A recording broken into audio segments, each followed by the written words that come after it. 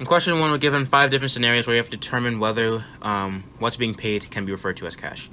Part A, she sells her SAB for $1,000 in cash. Yes, cash is a widely accepted means of payment, so it's money.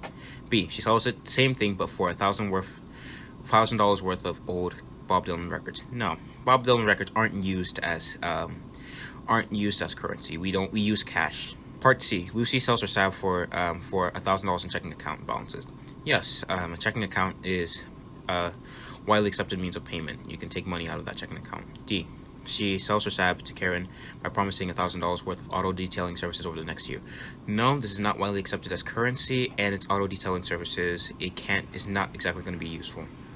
And E, she sells it for $1,000 worth of Revolutionary era continental dollars. Those were used in the Revolutionary War, but we changed to the American dollar, so it's not widely accepted anymore. Part 2, we're asked to define the following: the monetary base, MB. So what the monetary base is, it's the sum of the currency and total reserves held in the Federal Reserve. M1 is the sum of that same currency, however, checkable deposits are included. Sum of checkable deposits of all the citizens. And then M2 is just M1 plus saving deposits, market, mutual funds, and small-time deposits. According to the textbook. Question 3, where we suppose that a bank have decided to keep their reserve ratio of 10%. We want to know what the money multiplier is in this case. The money multiplier is the inverse proportion of the reserve ratio, so 1 over RR. So 1 over 0.110, since it's 10%, is 10. So we have a money multiplier of 10. And then part B, we're asked if depositors start visiting the ATM more, will banks want to have a higher reserve ratio or a lower reserve ratio? And will this increase the money multiplier? Well, because the bank is gaining more money, deposits increase, so they have a higher reserve. So they would have a higher amount of money. So they want a lower reserve ratio.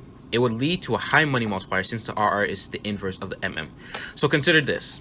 Let's say the bank has, for every $210, they take 1 out. They put 1 in reserves. That's 1 over 210. Let's say 210 increases to 1,000.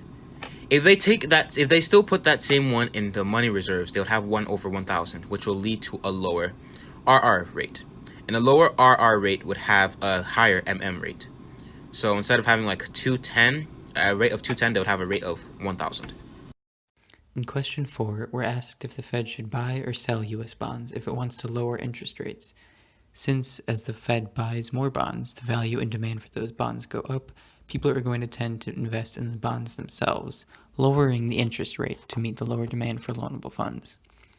Next, in question 5, we're practicing with the money multiplier, reserve ratio, money supply, and change in reserves.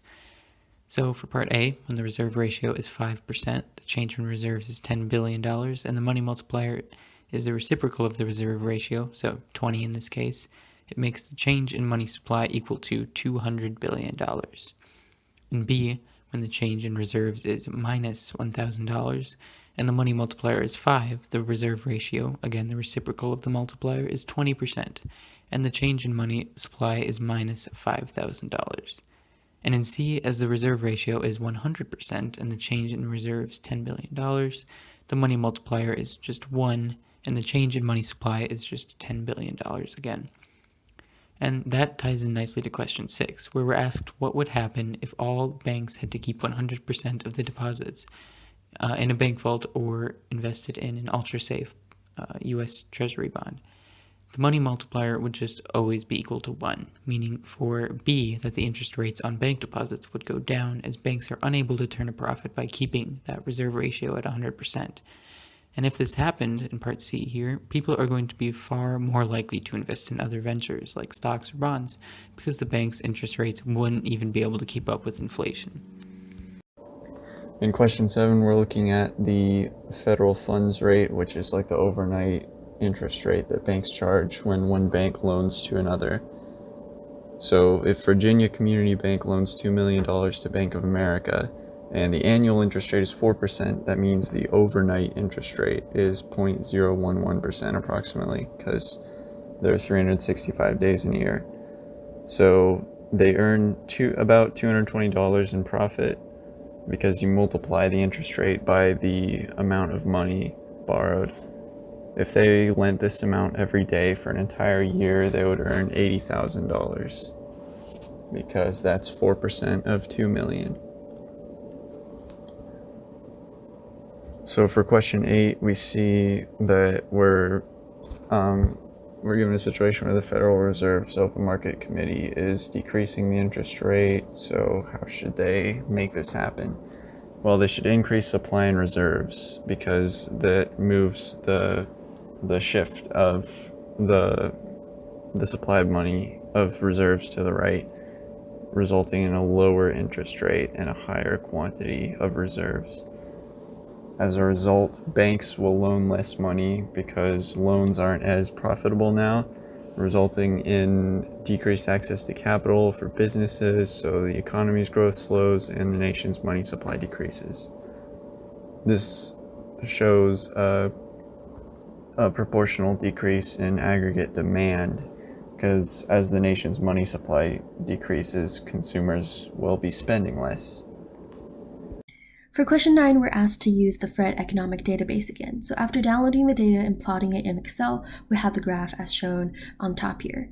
In 2007, we see that the federal funds rate was very high, around 5.21, while in 2009, the first week in January, it was as low as 0.11. For question 10, we're asked about a scenario where the Numenor economy first established its central bank. And before Edith walked in to make her first deposit of 100 thalers, we see that the monetary base is 100, which is the currency in circulation held by Edith, plus 0 in reserve, which is 100, and M1 reflects that.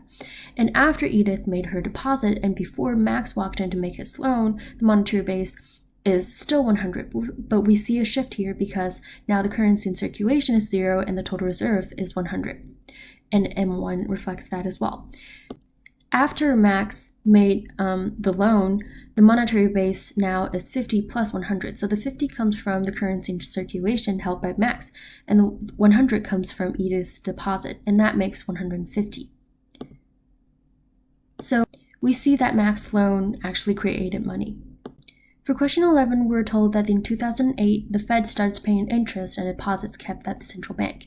And so we said that the individual banks would want to keep more money at the Fed and withdraw less and less frequently, since those reserves now have the potential of earning interest.